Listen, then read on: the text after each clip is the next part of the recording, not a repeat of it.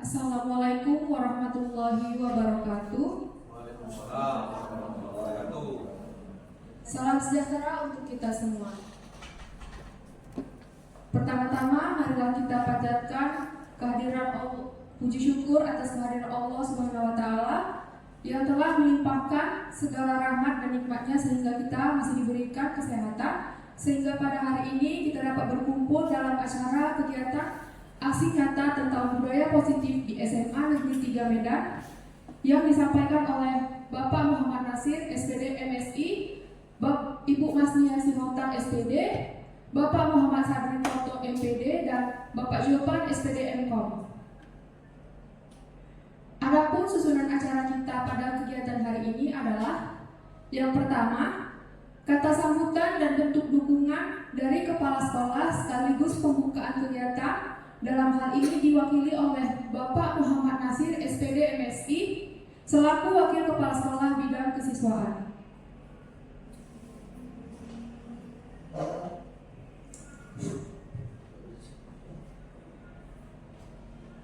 Bismillahirrahmanirrahim. Assalamualaikum warahmatullahi wabarakatuh.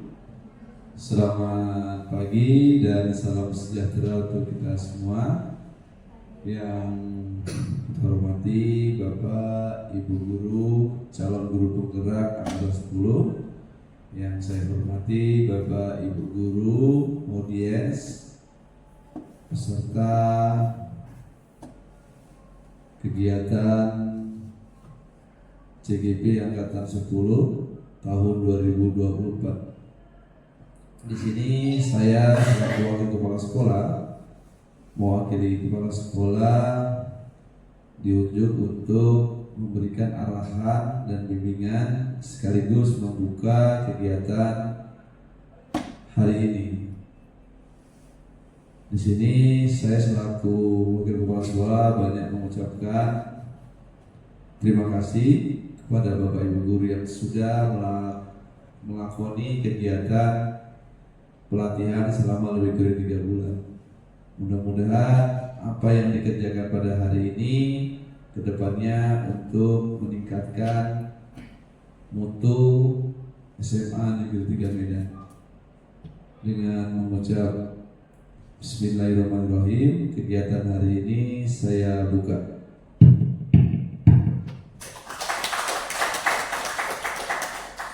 Tanpa panjang-panjang lagi karena masih ada lagi sesi berikutnya. Assalamualaikum warahmatullahi wabarakatuh. Selamat pagi.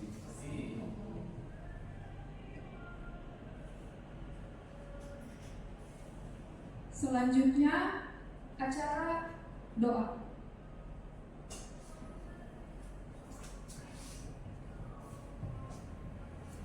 Baik, terima kasih atas waktunya. Bismillahirrahmanirrahim.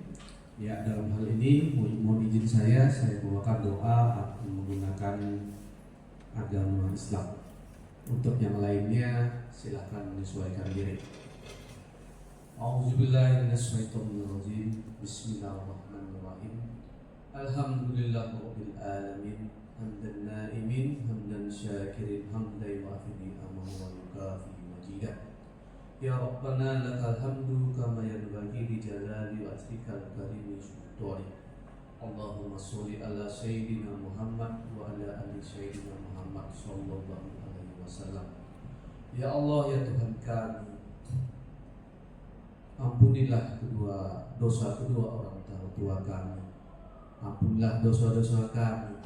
Berilah kami kesehatan, kelapangan, nikmat yang lainnya sehingga kami bisa berhadir di sini dalam kegiatan diskusi visi sekolah dan prakarsa perubahan di SMA Negeri 3 Medan.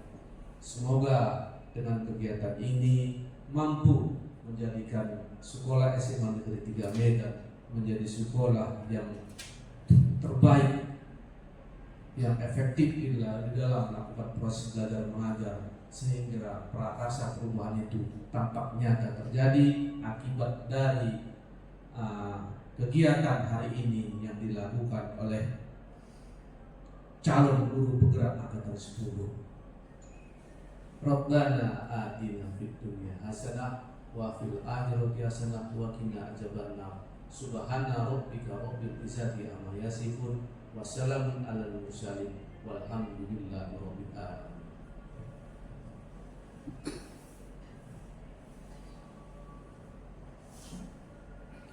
Acara selanjutnya, pemaparan dari calon guru penggerak angkatan 10. Dalam hal ini langsung dibawakan oleh Bapak Muhammad Nasir SPD MSI. Kepada Bapak Nasir dipersilakan. Assalamualaikum warahmatullahi wabarakatuh. Selamat pagi. Hari ini kita ketemu dalam rangka diskusi visi sekolah dan prakarsa perubahan. Adapun nanti ini akan dibawakan oleh saya sendiri dengan Muhammad Nasir, CGP angkatan 10, dan Bu Masniar Syota SPD, Muhammad Nasir Satri Koto, Muhammad Zulfan SPD. Di sini saya akan memaparkan tentang visi sekolah dan prakarsa perubahan.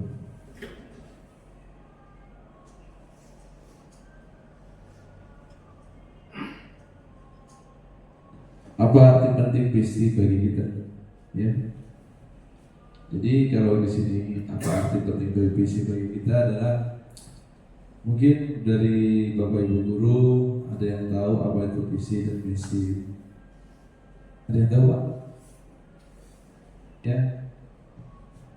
Ada yang tahu? Kalau nggak tahu kita. Visi itu seperti ibaratnya kita seperti cita-cita. Jadi sekolah itu punya cita-cita. Jadi cita-citanya apa? Ke depan. Jadi kalau visi dia tujuannya jauh ke depan. Kalau misi adalah sama dia bentuknya adalah program yang sifatnya jangka pendek. Istilahnya sudah ada gitu. Jadi kalau sekolah visinya mau ngapain? Kalau dia misi pada waktu berjalan. Visi seperti apa yang kita miliki sebagai seorang guru. Jadi karena kita seorang guru, maka kepada kita guru harus punya misi. Visinya harus ada. Tanpa itu semua tidak akan berjalan sesuai dengan real yang diharapkan. Jadi mungkin visinya ini, ya SMA Negeri 3 Medan contohnya. Visi SMA Negeri 3 Medan terwujudnya SMA yang unggul dalam mutu, berwawasan lingkungan, cerdas. Jadi dia harus berlingkungan cerdas, seperti pikiran pola pikirnya inovatif, kreatif, serta peningkatan penguasaan ilmu pengetahuan dan teknologi informasi dan komunikasi dengan landasi. Jadi awal bentuk ceritanya kalau sebuah visi semuanya ini Bapak Ibu sekalian, unggul pun kita, cerdas pun kita, pengetahuan bagus, teknologi canggih tanpa dibekali dengan landasan iman dan takwa, jangan bagus. Inilah nanti di era kita transformasi perubahan ini, kurikulum merdeka, memang seseorang peserta didik harus memiliki iman dan takwa. Tanpa diwakili ini, maka nanti ke depannya jalur kita maka akan menjadi tidak baik bagi lingkungan sekitarnya.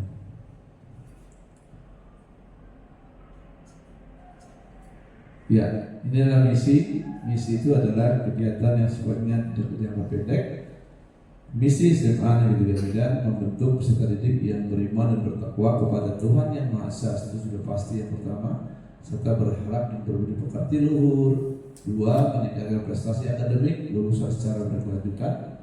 3. Melaksanakan pembelajaran dan bimbingan secara efektif sehingga setiap siswa berkembang secara optimal sesuai dengan potensi yang dimilikinya. Jadi potensi yang tidak dimiliki harus dikembangin. Jadi di sini peserta didik, makanya kenapa mesti mesti potensi yang dimiliki. Memang dia nggak boleh mengembangkan potensi yang bukan dimilikinya. Ya. Karena dia belum saatnya mengembangkan potensi kepada orang lain. Namanya peserta didik. Makanya dari dunia misi itu tujuannya khusus dia, bukan universal. Yang keempat, menumbuhkan dan mendorong keunggulan dalam penerapan ilmu pengetahuan, teknologi dan seni. 5. Mewujudkan sekolah yang berwawasan lingkungan, itu sudah pasti, biar supaya tahu dia. meningkatkan prestasi pada bidang ekstrakurikuler ya. Ekstrakurikuler itu harus ditingkatkan. Ada 25 kita punya ekstrakurikuler di SMA Negeri 3 Medan.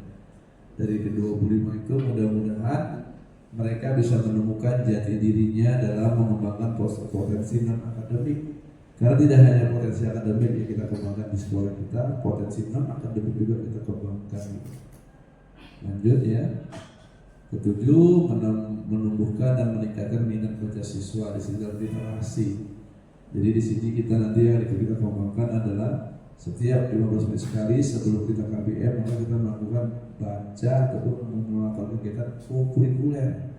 Itu namanya tak baca terserah, kegiatan apa aja terserah. Sifatnya tidak ekskul tapi dia kurikuler. Jadi sebelum masuk kami selalu menggunakan ini.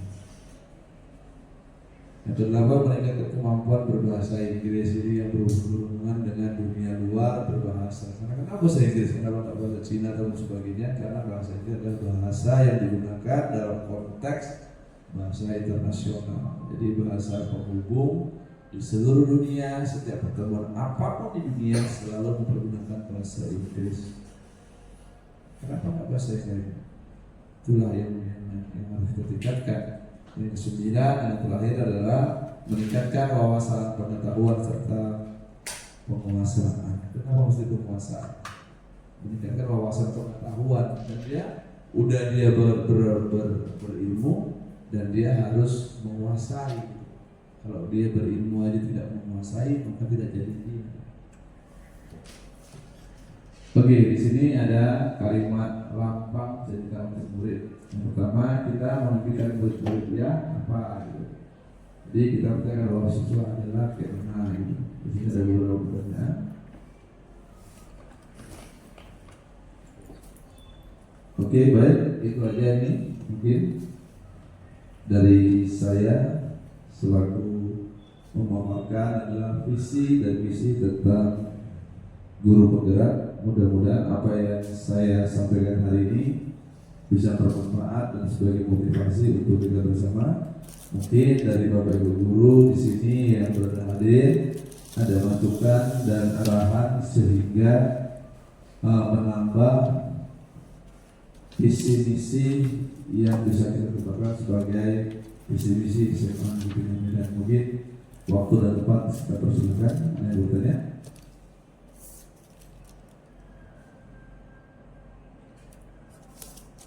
Ada?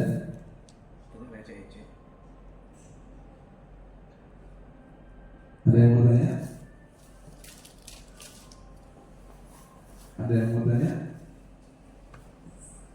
Oke, kalau memang sudah tidak ada berarti sudah fix. Jadi kita akan menghubungkan bahwasanya visi SMA Negeri 3 Medan ini adalah bentuknya, sedangkan misi SMA Negeri 3 Medan ini adalah bentuknya. Baik. Kami tidak ada dan terima kasih atas kehadirannya. Saya akhiri pertemuan kita hari ini. Assalamualaikum warahmatullahi wabarakatuh. Salam bahagia. Saya Muhammad Nasir, calon guru penggerak angkatan 10 tahun 2024.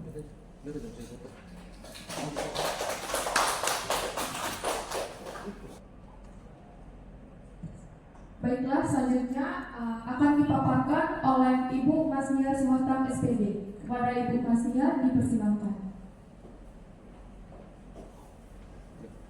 Terima kasih untuk moderator.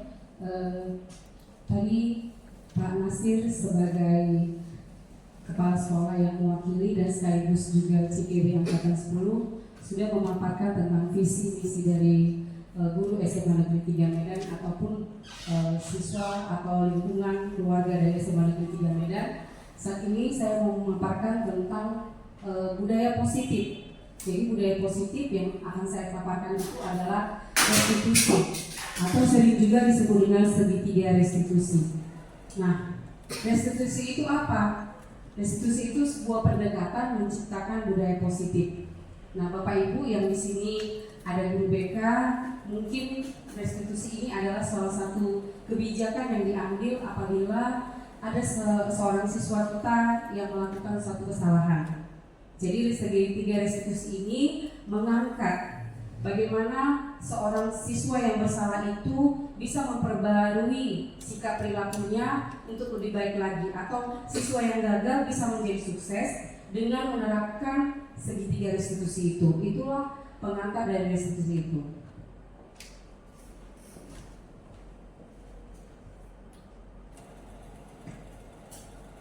Nah, ini dia tadi restitusi. Menurut Psikos dari 2004, restitusi itu adalah proses menciptakan kondisi bagi murid untuk memperbaiki kesalahan mereka, sehingga mereka bisa kembali pada kelompok mereka dengan karakter yang lebih kuat. Restitusi itu membantu murid menjadi lebih memiliki tujuan, disiplin positif, dan memulihkan dirinya setelah berbuat salah. Penekanannya bukanlah pada bagaimana berperilaku untuk menyenangkan orang atau menghindari ketidaknyamanan, namun tujuannya adalah menjadi orang yang menghargai nilai-nilai kebajikan yang mereka percayai. Melalui pendekatan restitusi, ketika murid berbuat salah, guru akan menanggapi dengan mengajak murid berefleksi tentang apa yang dapat mereka lakukan untuk memperbaiki kesalahan mereka, sehingga mereka menjadi pribadi yang lebih baik dan menghargai dirinya. Nah, ini ada 3 langkah dalam segitiga restitusi. Yang pertama itu adalah menstabilkan identitas. Jadi untuk mungkin guru mapel, guru wali kelas, disinilah peran kolaborasi dengan guru BK. Jadi pada saat ada satu siswa yang melakukan kesalahan, kita tidak langsung pada saat kita memanggil mereka, kita tidak langsung menanyakan mereka, kenapa kamu berbuat salah? Nah, jadi dalam segitiga restitusi ini, langkah yang pertama itu adalah menstabilkan identitas. Jadi kita menenangkan pada saat itu anak itu sedang emosinya belum stabil. Jadi kita harus menenangkan emosi dia. Misalnya kita mengatakan kepada mereka, "Nak, ibu pernah melakukan kesalahan loh. Semua pasti punya kesalahan. Orang tua kamu sendiri pun pasti pernah berbuat salah." Nah, pada saat kita sudah melakukan ini, kita dalam proses menenangkan emosi mereka. Jadi langkah pertama dalam segitiga restitusi itu adalah menstabilkan identitas. Nah, inilah contoh kalimatnya. Saya juga pernah melakukan kesalahan. Jadi dari sini kita tidak langsung menjudge mereka, apa kamu yang melakukan? Kenapa kamu melakukan itu? Nah, bukan itu langkah pertamanya, tapi menstabilkan identitas. Nah, langkah kedua dalam segitiga restitusi itu adalah validasi tindakan yang salah. Nah, tadi kita sudah menstabilkan emosi dia. Pada saat dia sudah stabil, kemudian langkah kedua adalah validasi tindakan yang salah. Nah, kira-kira nak, kamu sudah tahu kan apa kesalahan yang kamu lakukan sehingga kamu dipanggil ke BK? Sudah, Bu. Nah, apalah kira-kira yang menyebabkan kamu melakukan kesalahan? Kenapa kamu sampai melakukan itu? Jadi kita memvalidasi tindakan-tindakan yang sudah dilakukan anak tersebut. Dia akan menjelaskan kenapa dia sudah melakukan tersebut setelah kita menenangkan emosi dia tahap pertama tadi. Nah, setelah kita sudah memvalidasi, anak tersebut sudah menceritakan apa yang menyebabkan dia melakukan kesalahan dia tadi. Yang ketiga, menanyakan keyakinan. Nah, setelah dia menceritakan, kita menanyakan keyakinan mereka. Kira-kira nak, siapalah yang bisa kamu percaya di sekitar kamu, yang bisa kamu tetap konsisten untuk perubahan? Kita tanyakan seperti itu. Siapa yang bisa kamu percaya? Apakah orang tuamu? Apakah guru BK, apakah wali kelas, apakah sahabatnya? Nah, kita menanyakan siapa yang bisa berperan kepada dia supaya dia konsisten terhadap perubahannya. Atau bisa kita lihat contohnya di depan kalimatnya, misalnya nomor 4. Kamu mau jadi apa nanti, nak? Cita-cita kamu apa? Nah, kalau kamu berbuat seperti ini, tercapai nggak cita-citanya? Seperti itu mungkin menanyakan keyakinannya. Next. Nah, ini dia gambar segitiga restitusinya. Ini dia gambarnya, yaitu tadi menstabilkan identitas yang paling bawah, kemudian di sebelah kiri validasi kebutuhan, kemudian menanyakan keyakinan. Itulah gambar segitiga restitusi. Mungkin inilah yang bisa saya sampaikan dalam pemaparan saya dalam budaya positif. Kira-kira ada yang mau bertanya? Ya.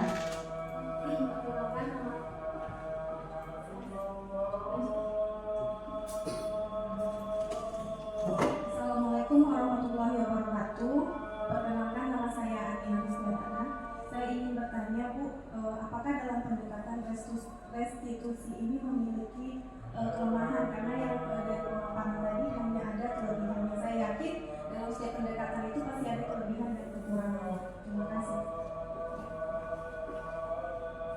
Terima kasih Ibu sebagai guru BK yang berkolaborasi dengan beberapa guru atas pertanyaannya. Jadi budaya positif dalam restitusi ini pasti setiap kebijakan itu belum tentunya semuanya kebenaran. Memang tadi di sini yang saya katakan itu adalah kebaikannya saja. Tapi kalau kekurangannya pasti ada.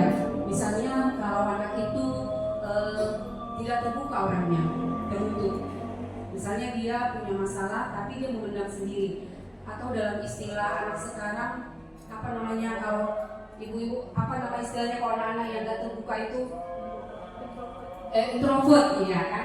Kalau kita misalnya menghadapi solusi yang introvert, bagaimanapun dia tidak akan mau membuka permasalahan dia.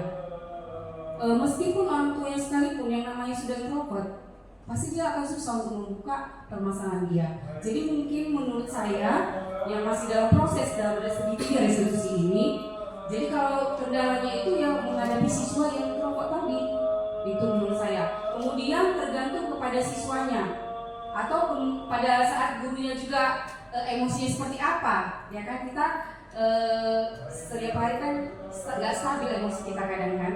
Jadi mungkin pada saat itu emosi kita tidak stabil, mungkin nggak berhasil juga restitusi ini.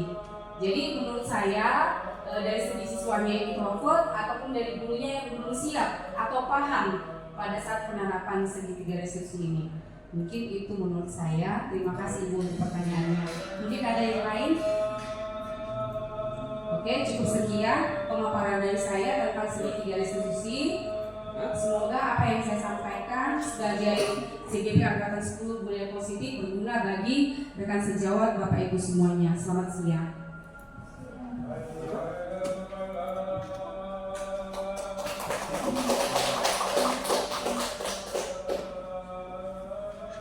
Baiklah, terima kasih kepada Ibu Masniar yang telah menyampaikan pemaparannya.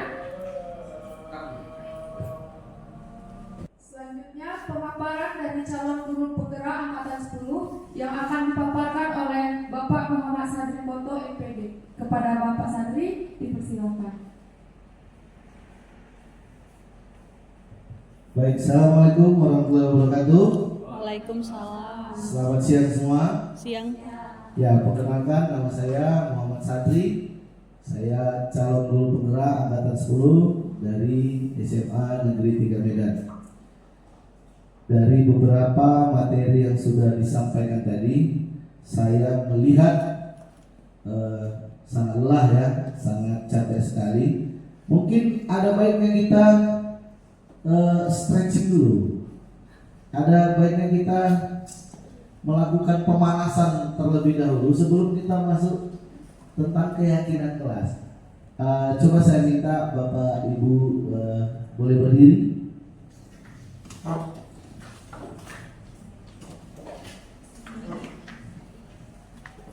Oke, kita ini ada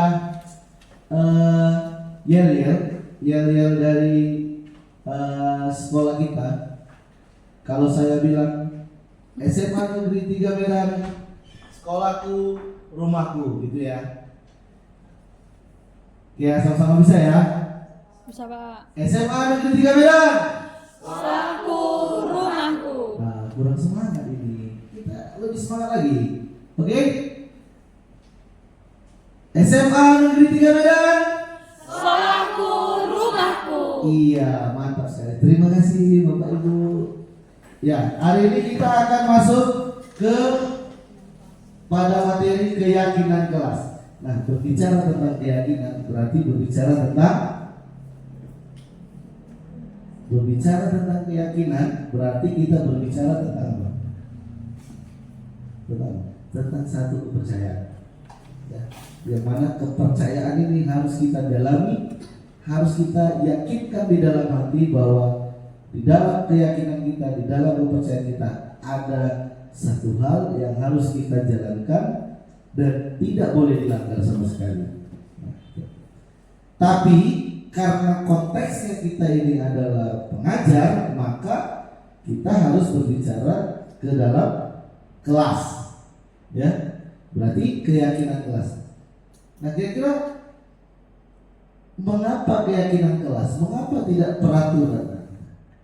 Coba, tadi saya bilang keyakinan kelas, artinya keyakinan kelas itu berawal dari sebuah prinsip atau aturan-aturan, yang mana aturan ini harus kita sepakati bersama sehingga muncul dari dalam diri kita ya kesadaran, sehingga ketika kita ingin berbuat salah, oh itu salah, kita nggak boleh lagi langgar gitu. Bukan ketika salah, itu salah ditegur orang, enggak. Jadi sebelum melakukannya kita tahu, oh itu salah. Atau ketika kita membuat sebuah kesalahan, kita menyadari, oh iya, aku salah. Nah, jadi banyak hari ini di kalangan masyarakat, ya, orang-orang melakukan kesalahan seolah-olah tidak memahami kesalahan apa yang sudah dia perbuat. Maka sejak dari SMA ini atau sejak dari SD, ya, kita sudah diajarkan tentang keyakinan kelas, artinya peraturan kelas.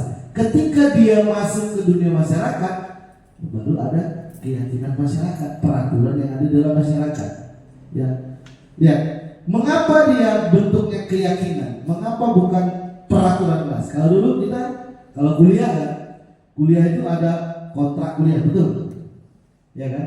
Sebelum kita memulai pembelajaran pertama kuliah, kita diberikan oleh dosen pembimbing atau dosen pengampu mata kuliahnya kontrak kuliah, sehingga kontrak kuliah itu kita teken dan kita sepakati bersama, sehingga ketika ada yang melanggar itu kita dapat hukuman. Nah, sekarang tidak lagi kita berbicara hukuman, ya, tidak lagi kita berbicara hukuman, dan di dalam keyakinan kelas hukuman ditiadakan. Nah, tidak lagi hukuman. Kita lihat kenapa nanti tidak ada hukumannya. Nah, jawab pertanyaan berikut. Mengapa kita memiliki peraturan tentang penggunaan helm pada saat mengendara roda 2 atau motor? Kemungkinan jawaban Anda adalah untuk keselamatan. Mengapa kita memiliki peraturan tentang menggunakan masker dan mencuci tangan setiap saat? Kemungkinan jawaban Anda untuk kesehatan atau untuk keselamatan. Kira-kira ada jawaban lain nggak ini? Kenapa kita memakai helm dan mengapa kita memakai masker? Ayo, angkat tangan. Ayo. Kira-kira kita jalan di keluar. Nah, kita harus pakai helm. Kira-kira selain keselamatan, apa lagi itu? Supaya nggak tilang, ya. Artinya kita melanggar peraturan lalu lintas, bahwa di dalam berkendara kita harus memakai helm, ya. Ada lagi yang lain? Atau melindungi kepalanya dari sinar matahari, atau apa? Ya, tadi itu benar juga. Nah, kalau yang masker, kenapa kita harus pakai masker? Selain keselamatan dan kesehatan, nah harus pakai masker. Atau dia malu, giginya ompong gitu, ini bisa aja pakai masker kan? Hah? Atau dia kumisnya tebal gitu, malu dia. Nah, banyak ya, macam-macam. Nah, nilai-nilai keselamatan atau kesehatan inilah yang kita sebut sebagai suatu keyakinan, yaitu nilai-nilai kebajikan universal yang disepakati secara tersirat dan tersurat, lepas dari latar belakang suku, negara, bahasa maupun agama. Ya, ini kata kuncinya. Nah, Kesehatan inilah yang kita sebut sebagai suatu keyakinan, ya, bahwa ketika di dalam berkendara kita tidak memakai helm, kita bakal celaka. Nah, itu yang kita yakini. Itu yang namanya keyakinan. Bukan karena adanya peraturan, bukan karena ada peraturan lalu lintas tadi, ya kan? Tapi kita meyakini bahwa ketika kita berkendara di jalan raya dan berhadapan dengan mobil, truk dan lain sebagainya, apabila terjadi insiden, kita percaya, kita meyakini bahwa helm itu bisa apa? Bisa melindungi, menyelamatkan kita, menyelamatkan kepala kita dari benturan yang sangat keras gitu. Nah, begitu juga dari masker. Ya, begitu juga masker. Ingat Bapak Ibu waktu corona, apabila ada orang yang tidak pakai masker, diapain orangnya? Coba, diapain orangnya kalau dia nggak pakai masker? Ada yang didenda. Dulu apa lagi kira-kira? Ditangkap, ya. Tapi yang jadi sorotan masyarakat, kalau dia tidak pakai masker, dia bahasa sekarang dijulitin. Ih, masker dia tuh, kok pakai masker dia? Orang disuruh pakai masker. Ada juga orang yang anti masker waktu COVID itu, bahwa dengan keyakinannya tanpa masker pun dia nggak akan kena corona. Paham ya? Ada nggak yang berpikir gitu? Ada ya? Entah apa pun ini corona ini pakai masker ini, lemas kita dibikinnya, bukan malah makin enak, makin payah bernapas kan gitu. Ya kan? Nah, itulah yang disebut dengan keyakinan kita, muncul dari dalam diri kita bahwa berkendara itu menyelamatkan, dan memakai masker itu adalah sebuah kesehatan, ya. Nah, bentuk keyakinan sekolah atau kelas, tadi kita sudah berbicara ya, bahwa keyakinan ini merupakan sebuah peraturan yang kita sepakati bersama, termasuk di dalam kelas juga tadi. Jadi sebelum kita masuk kelas, kita tanya, kita berbicara sama murid, apa-apa aja yang perlu kita sepakati, apa-apa aja yang harus kita jalankan di dalam kelas, dan apabila kita melanggar, apa konsekuensinya gitu. Bukan apa hukumannya, tidak lagi. Kalau hukuman itu dia berada dalam satu arah. Misalnya ini peraturan kita langgar, tetap udah kita harus menjalankan hukuman itu. Tapi konsekuensi kita sepakatin ini. Kira-kira kalau kamu terlambat masuk kelas saya, kamu kira-kira ngapain? Harus ngapain untuk bisa menjalankan keterlambatan itu? Contoh misalnya, ya saya nyanyi Bu di depan kelas. Oke, kita sepakatin, kamu nyanyi ya. Iya nyanyi. Jadi setiap ada yang terlambat, siswanya udah nyanyi sendiri gitu. Dia datang, oh iya, dia udah jam 8. Dia datang masuk kelas, dia nyanyi. Dia yakin bahwa dia terlambat dan dia apa? Menyepakati apa yang menjadi konsekuensi dari keterlambatannya itu. Nah, keyakinan masih bersifat abstrak daripada peraturan yang lebih rinci dan konkret. Nah, gitu. Ya kan? Contoh misalnya, apabila mahasiswa tidak bisa menyelesaikan masa perkuliahan selama 7 tahun, DO, benar nggak? Bisa nggak itu kita tawar? Hah? Bisa nggak ditawarin? Jangan 7 tahun, 8 tahun aja. Gitu. Ini tinggal sedikit lagi, tinggal masukkan berkas misalnya. Nggak ada cerita masukkan berkas. Artinya Itu sebuah peraturan yang harus kita jalankan, ya kan? Berbeda dengan konsekuensi. Nah, yang bersifat abstrak tadi. Bu, saya ada urusan keluarga, ya. Tapi kan ini ada tugas ibu yang harus dikumpulkan malam ini jam 8 malam.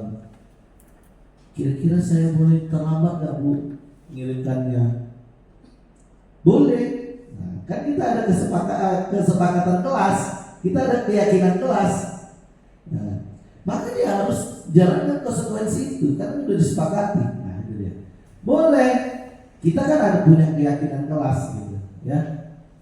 Nah, keyakinan kelas berupa pertanyaan-pertanyaan universal. Nah, itu tadi. Apa ya yang harus kita lakukan gitu? Atas keterlambatan, atas apa yang sudah dilakukan, kesalahan yang sudah dilakukan, kira-kira apa ya gitu. Ya.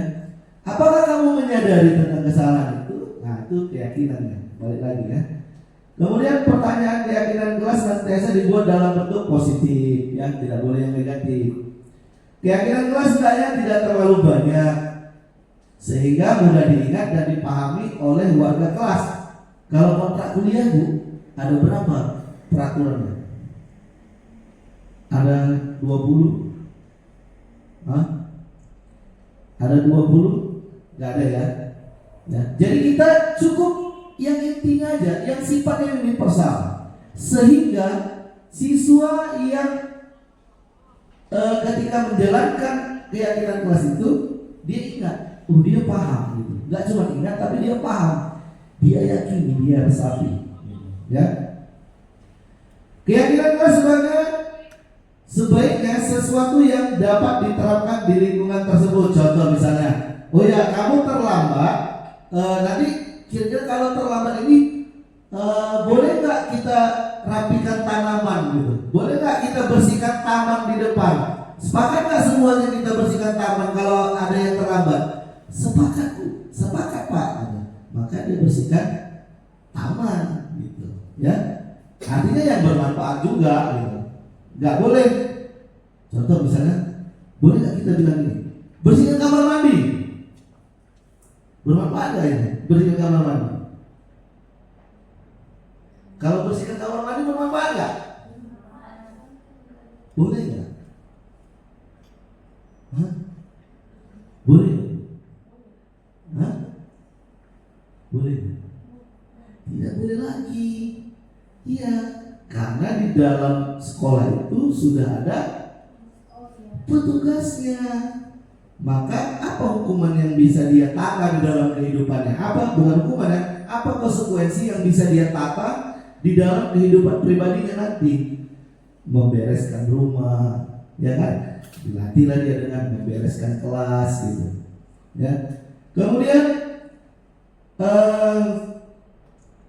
semua warga kelas hendaknya ikut berkontribusi dalam pembuatan keyakinan kelas lewat kegiatan curah pendapat. Jadi wajib berbicara semuanya. Jadi ketika keyakinan kelas itu dibuat, maka seluruh siswa wajib hadir. Ya, jangan nanti tiba-tiba kamu sudah paham kan keyakinan kelas kita? Saya nggak hadir waktu buat itu bukan. Nah itu ya. Ya. Bersedia meninjau kembali keyakinan kelas dari waktu ke waktu. Nah artinya ini kan dinamis. Jadi seiring berjalannya waktu, keyakinan kelas itu dapat dirubah sesuai dengan perkembangan zaman, ya, perkembangan alamnya bagaimana, zamannya bagaimana. Hari ini kita berbicara tentang teknologi, kita dekat dengan teknologi, maka dekatkan dia keyakinan kelas itu dengan teknologi hari ini. Nah, prosedur pembentukan keyakinan kelas berarti ada tahapan-tahapan tentang keyakinan kelas atau keyakinan sekolah. Nah, mempersilakan warga sekolah atau murid-murid di sekolah atau kelas untuk bercurah pendapat tentang peraturan yang perlu disepakati di sekolah atau di kelas. Nah, jadi orang itu wajib berbicara yang kayak saya katakan tadi. Wajib ngomong. Jangan dia diam aja, ditanyain nggak mau ngomong, dia harus berbicara. Artinya dia berbicara, dia mengutarakan pendapatnya, sehingga pendapatnya tadi itu menjadi satu rujukan untuk kita sepakati bersama gitu. Mencatat semua masukan-masukan para murid atau warga sekolah di papan tulis atau di kertas besar atau ukuran poster, di mana semua anggota kelas warga sekolah bisa melihat hasil curah pendapat. Nah, jadi biasanya di dalam kelas itu kan ada roster, ada jadwal piket. Nah, ini ditambah lagi dengan peraturan-peraturan kelas, ya, peraturan-peraturan kelas.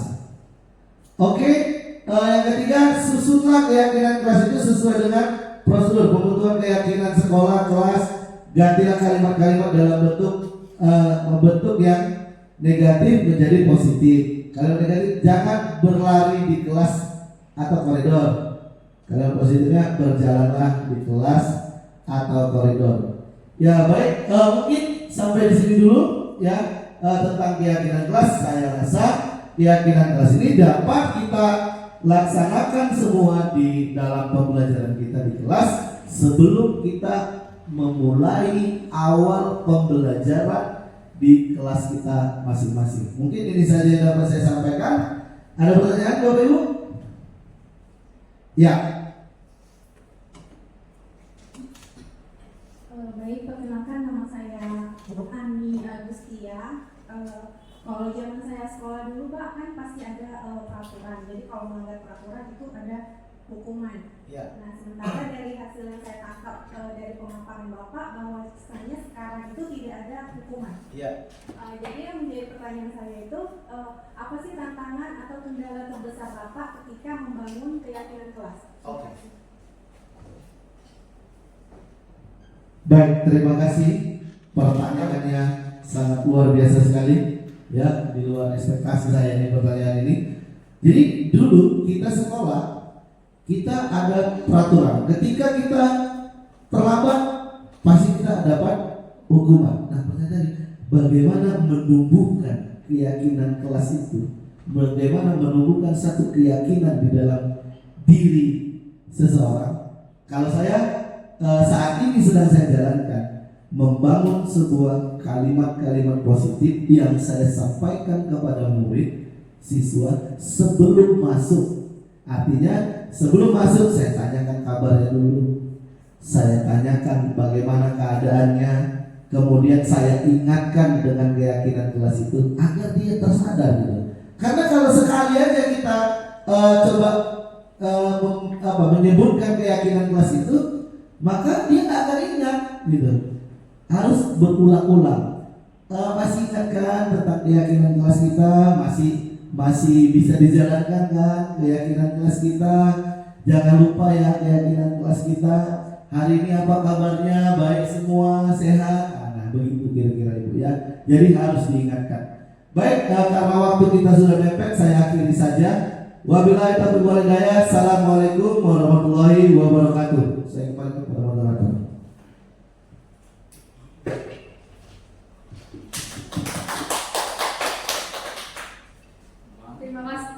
Terima kasih kepada Bapak Sadri atas pemaparannya. Selanjutnya pemaparan dari calon guru penggerak angkatan 10 yang akan dipaparkan oleh Bapak Julpan SPD MKOM. Kepada Bapak Julpan dipersilahkan. Terima kasih atas waktunya. Bismillahirrahmanirrahim. Nah, kali ini kita memasukin pada bagian filosofi Ki Hajar Dewantara. Kita sedikit flashback ke belakang. Banyak sekali filosofi Ki Hajar Dewantara yang kita dengar adalah bahwasanya peserta didik itu bukan kertas kosong.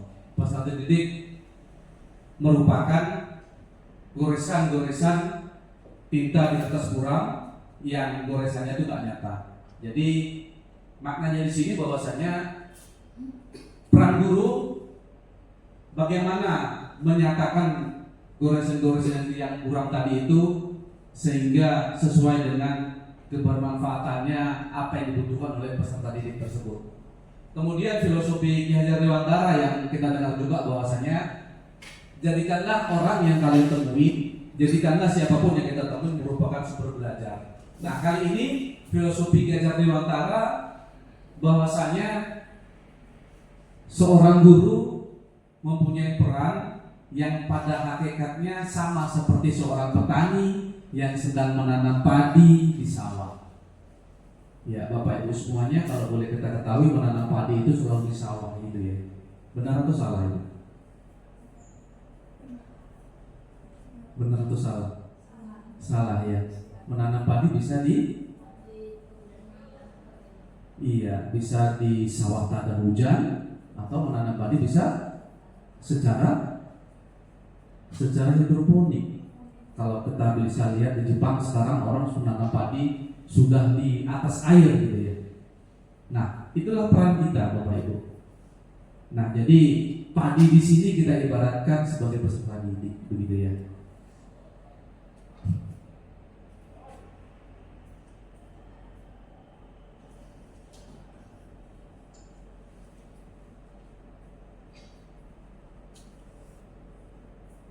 Ya. Seorang petani yang menanam padi tadi, dia hanya dapat menuntun tumbuhnya padi. Kemudian seorang petani hanya dapat memperbaiki kondisi tanahnya.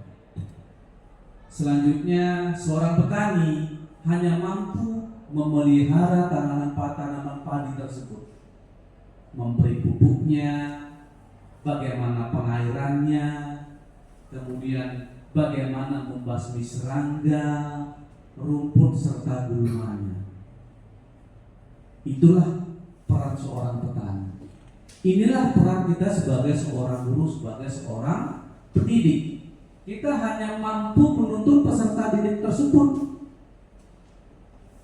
Kita hanya mampu memperbaiki bagaimana peserta didik tersebut itu cara belajarnya. Dengan kita kasih beban tugas, kita hanya mampu memberi keyakinan-keyakinan yang sudah dipaparkan sebelumnya, ya akhirnya keyakinan itu menjadi keyakinan motivasi dalam dirinya. Jadi peserta didik itu nggak perlu lagi kita perintah-perintah, nggak perlu lagi kita mandorin ketika kita memerintahkannya untuk melakukan hal-hal yang positif. Kemudian kita sebagai guru hanya mampu memeliharanya. Kita hanya mampu sebagai seorang guru itu mensosialisasikan apa yang sudah menjadi kebijakan sekolah yang akhirnya sebagai penegakan disiplin yang nantinya peserta didik itu bisa tamat sesuai dengan apa yang dibutuhkannya. Nah, jadi dalam hal ini kita sebagai seorang pendidik harus mampu mengetahui, memahami apa yang dibutuhkan oleh peserta didik tersebut. Kalau kita kembali ke seorang petani yang menanam padi, kita harus mampu mengetahui, memahami kodrat iradat dari padi tersebut. Maksudnya adalah tidak mungkin ketika kita menanam padi yang tumbuhnya singkong. Tidak mungkin kita menanam singkong tumbuhnya itu bunga. Tidak mungkin kita menanam padi tumbuhnya itu pohon kelapa. Kodratnya padi yang kita tanam itu tumbuhnya padi. Begitu juga kalau kita ibaratkan ke peserta didik. Kita harus mampu memberikan pembelajaran, pelayanan sesuai dengan kodratnya.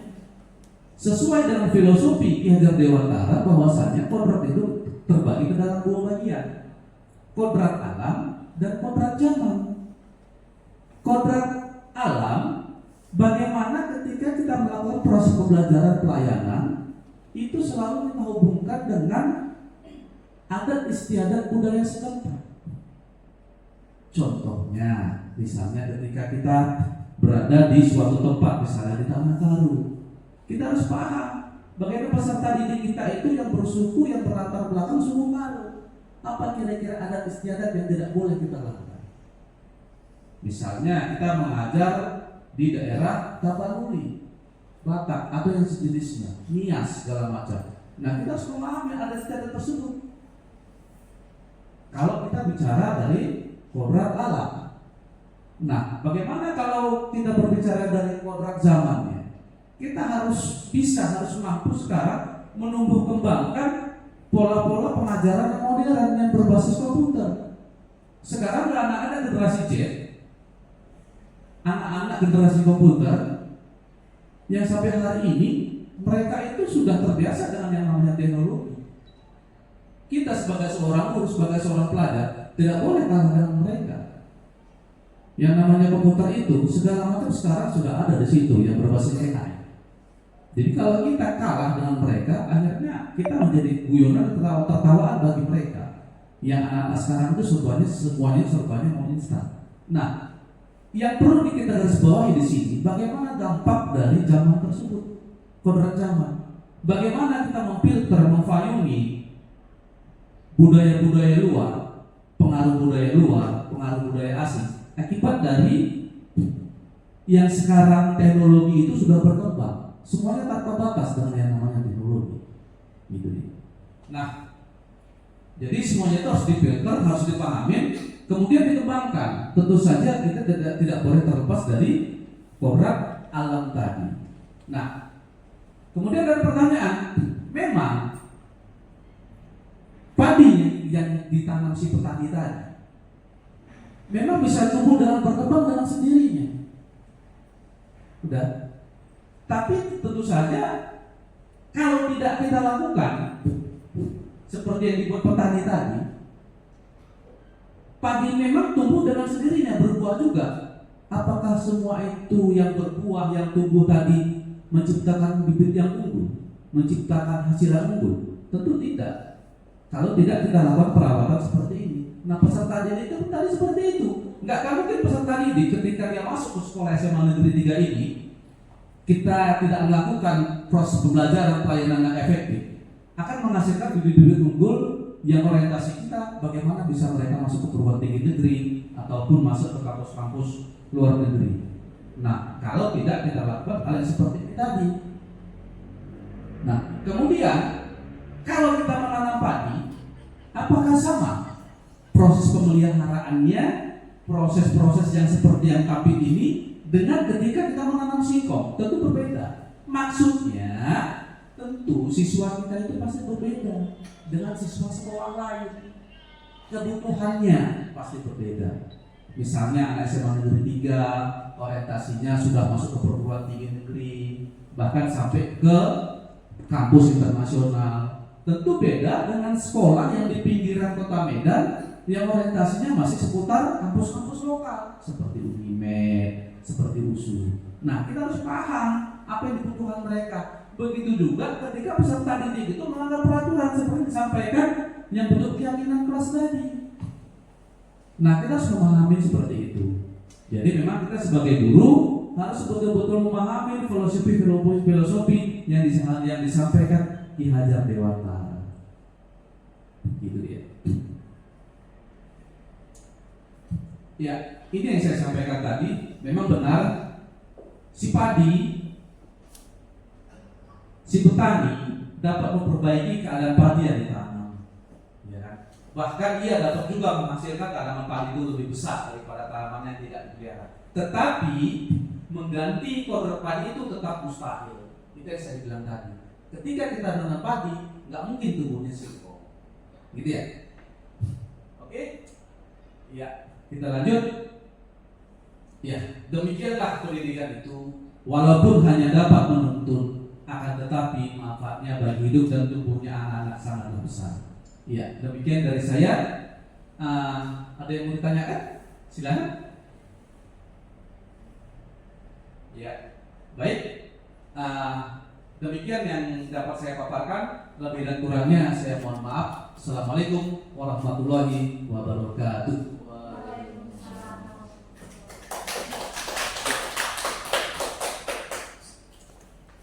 Terima kasih kepada Bapak Julpa atas pemaparan materi. Demikianlah rangkaian acara kegiatan aksi nyata tentang budaya positif di SMA Negeri 3 Medan. Saya atas nama protokoler menyampaikan terima kasih yang sebesar-besarnya kepada Bapak Ibu sekalian dan memohon maaf apabila ada kalimat atau kata-kata yang kurang berkenan di hati. Wassalamualaikum warahmatullahi wabarakatuh. Oke, baik. Saya dengan Muhammad Nasir, calon guru penggerak angkatan 10, setelah melakukan kegiatan ini sungguh sangat luar biasa ya. Saya sendiri tadi memaparkan tentang visi dan misi, teman saya tentang segitiga restitusi, bagaimana pengaplikasiannya, dan tentang mengenai filosofi Ki Hajar Dewantara. Dari kesemuanya itu membuat rekan-rekan tambah semangat, dan teman-teman di sini juga tambah semangat bagaimana menanamkan kurikulum Merdeka ini dengan sebenarnya gitu. Mudah-mudahan apa yang kami lakukan, apa yang sudah saya lakukan ini dapat bermanfaat bagi diri saya sendiri ataupun untuk warga SMA Negeri 3 Medan. Salam guru penggerak, salam bahagia. Saya Mas Niar Siwatang. Setelah saya memaparkan tentang segitiga restitusi yang merupakan bagian dari budaya positif, di mana pemaparan saya itu kepada Bapak Ibu rekan sejawat yang berkolaborasi baik dari guru BK maupun kesiswaan dan wakil kepala sekolah yang lainnya. Mudah-mudahan dengan penerapan kami sebagai CKP Angkatan 10, restitusi dapat diterapkan di kalangan sekolah untuk mengatasi masalah anak-anak yang menghadapi masalah. Semoga melalui segitiga restitusi ini anak-anak bisa menyelesaikan permasalahannya dan dia merasa tidak gagal dalam menghadapi suatu tantangan atau masalah yang dihadapi. Semoga presentasi kami ini berguna bagi kami, berguna bagi semuanya, dan terima kasih. Salam guru penggerak, salam bahagia. Ya, salam guru penggerak, salam bahagia. Kali ini saya akan merefleksikan diri. Pada saat kegiatan tadi saya memaparkan materi tentang flashback kembali bagaimana filosofi Ki Hajar Dewantara. Ya, bahwasanya paradigma proses pembelajaran pelayanan sudah berubah. Bahwasanya dulu pengajaran itu secara konvensional, sekarang pengajaran sudah berbasis kepada siswa. Nah, filosofi Ki Hajar Dewantara sangat baik sekali diterapkan masa sekarang ini. Filosofi Ki Hajar Dewantara banyak sekali yang bisa kita pelajari, banyak sekali yang bisa kita laksanakan, kita implementasikan ke dalam kegiatan pembelajaran dan pelayanan kita sehari-hari ketika kita kembali ke sekolah masing-masing. Dalam kegiatan tadi saya memaparkan filosofi Ki Hajar Dewantara, bagaimana seorang petani yang menanam padi di sawah. Kita ibaratkan bahwasanya seorang petani itu adalah kita guru, dan padi itu adalah sebagai siswa. Bahwasanya padi siswa harus kita kembalikan kepada kodratnya, kodrat alam dan kodrat zaman. Demikian yang dapat saya paparkan dalam refleksi kali ini. Salam guru penggerak angkatan 10 Julpan dari SMA Negeri 3 Medan. Salam bahagia. Baik, assalamualaikum warahmatullahi wabarakatuh. Kenalkan, nama saya Muhammad Sadri, calon guru penggerak angkatan 10 dari SMA Negeri 3 Medan. Melalui kegiatan hari ini saya dapat mengungkapkan bahwa keyakinan kelas adalah landasan dari dalam hati atau dari diri kita sendiri, sehingga kita mampu menyadari apa yang sudah kita lakukan, kesalahan apa yang sudah kita lakukan, sehingga dapat kita perbaiki ke depannya dan tidak merepotkan orang lain. Dan keyakinan kelas harus dilandasi dengan kesadaran dari diri seorang siswa dan dari diri seorang guru sendiri. Maka dari itu, di dalam keyakinan kelas tidak ada lagi yang namanya hukuman, yang ada hanyalah konsekuensi dan kesepakatan. Itu saja yang dapat saya sampaikan. Wabillahi taufiq wal hidayah. Assalamualaikum warahmatullahi wabarakatuh.